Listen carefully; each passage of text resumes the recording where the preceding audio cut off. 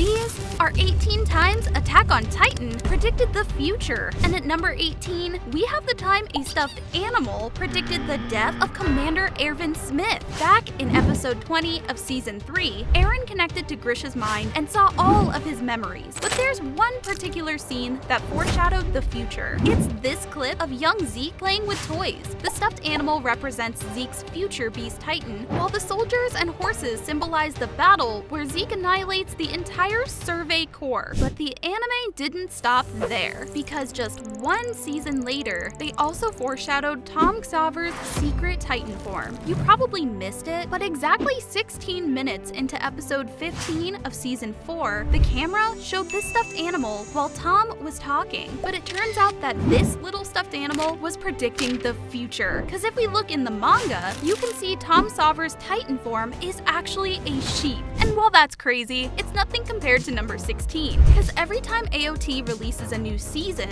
they also include bonus episodes that nobody watches. But I'm built different. So while I was watching the second ever released bonus episode, I noticed this scene. In his heart, he knew. Wait a second. This episode is dated years before Jean joined the Survey Corps, yet he's drawing a dream girl that looks like Mikasa? It looks like the anime was trying to sneak in some foreshadowing, because as far as I know, they hadn't met yet. And speaking of dream girls, we gotta talk about Annie, because she beheaded Eren right before he exposed her identity. See, during the fight against the mysterious female Titan, Eren recognized Annie's fighting style and actually began saying her name, but was rudely interrupted when Annie decapitated him. See if you can catch it.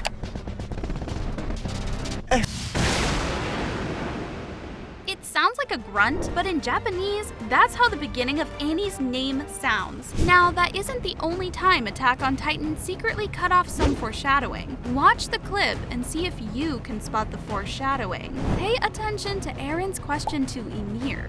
敵はなんだ? 敵?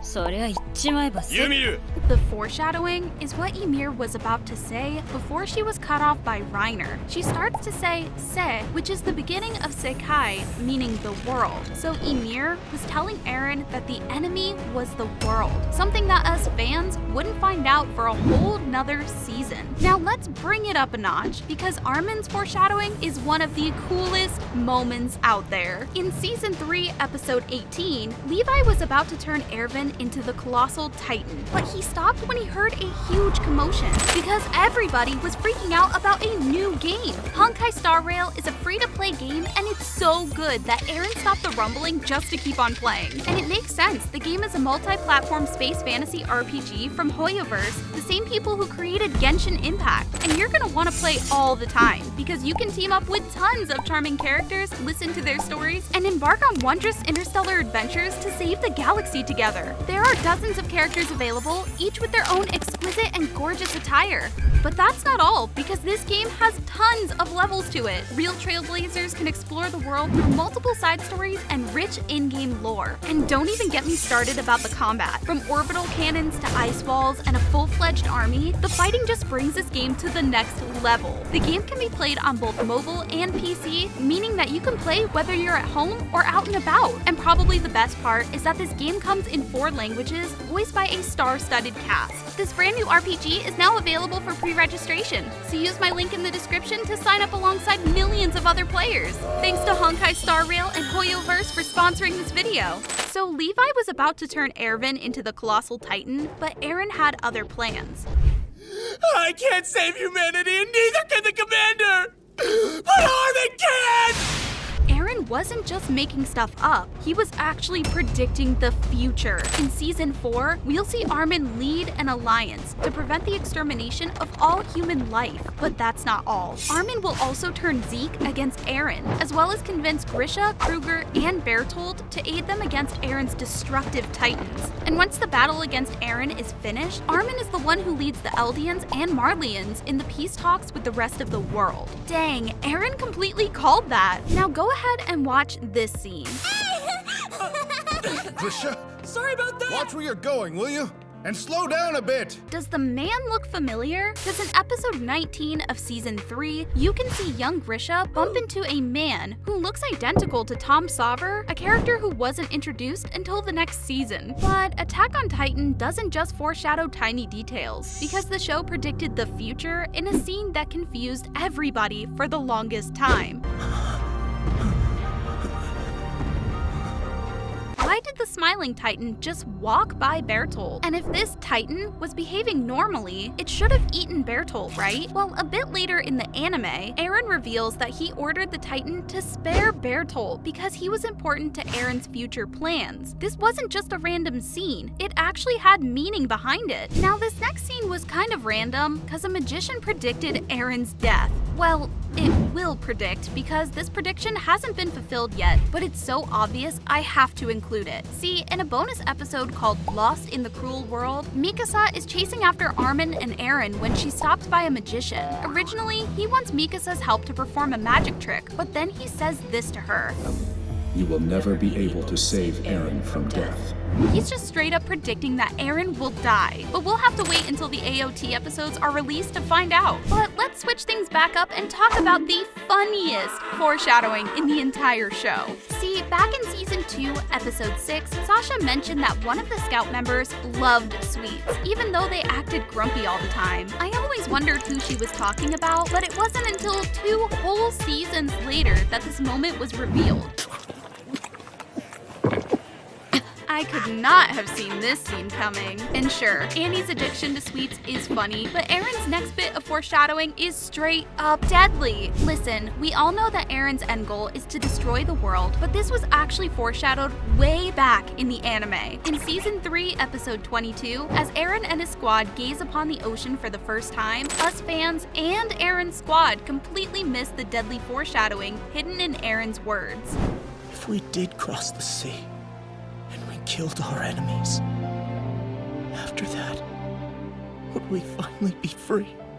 A whole season later, the show revealed that Eren was dead serious when he used the power of the rumbling to destroy the world. This might be the deadliest foreshadowing in this whole video. Okay, let's amp things up by jumping into the next level of hidden foreshadowing. These are the moments that pretty much nobody noticed. And one of the first things I gotta mention are the intros, because they actually have a ton of spoilers for the future of the show. Like, did you know that Eldia and Marley's hatred for each other was hinted in the very first episode of Attack on Titan? If you watch the title sequence closely, 3 minutes into the show, you can see the walls between Eldia and Marley in the background, along with the ship at sea. It's a clever piece of foreshadowing that introduces the conflict between these two nations. But the intros don't stop there, because one of them caused a main character to die.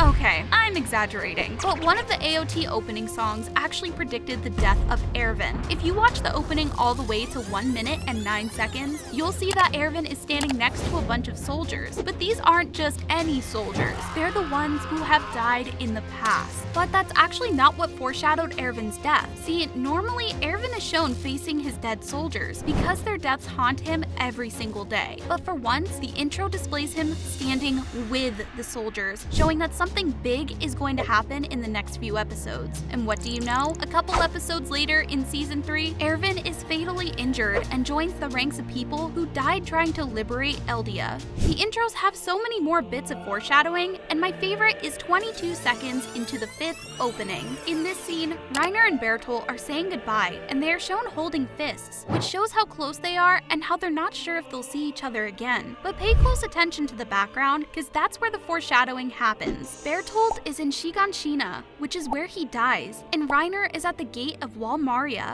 which means he leaves the island and goes home. But let's talk about a scene that foreshadowed a huge twist in the latest season. See, in episode 2 of season 4, the Marleyan military met to discuss how to fight back against the Mid-East countries, and during this meeting, the head general explained that these countries had developed the power to fly, meaning they could drop bombs on Marley while staying out of range of Marley's titans. And then, one of the generals said this line. We don't have any titans with wings, do we?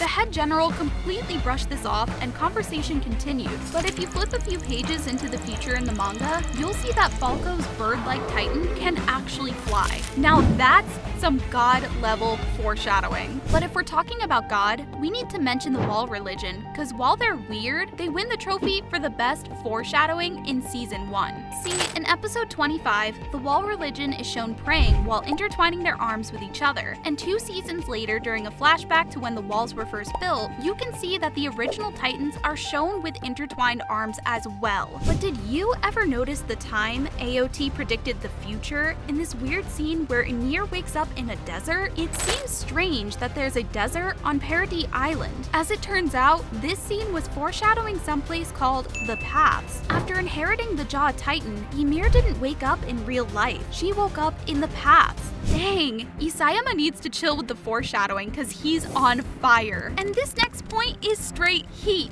because it's the best in the entire video. See, you've probably seen tons of memes around this intro. There's T-Rexes, whales, elephants, and a bunch of other animals all following the Beast Titan. This scene was confusing to fans for so long, but it turns out there was some foreshadowing here. If you fast forward to the final battle in the show, you'll see that we get a glimpse of many different titans. One's a crocodile, there's a rabbit titan, and even a snake one. Combine that with Tom Sauver's sheep titan from earlier in this video, and you'll start to realize that the show's opening scene was foreshadowing all the different forms that the titan shifters can take. Now, I didn't spot a T-Rex titan in the manga, but who knows? Maybe they'll add it in the AOT movie, because the AOT live action is full of the weirdest changes. Watch it now!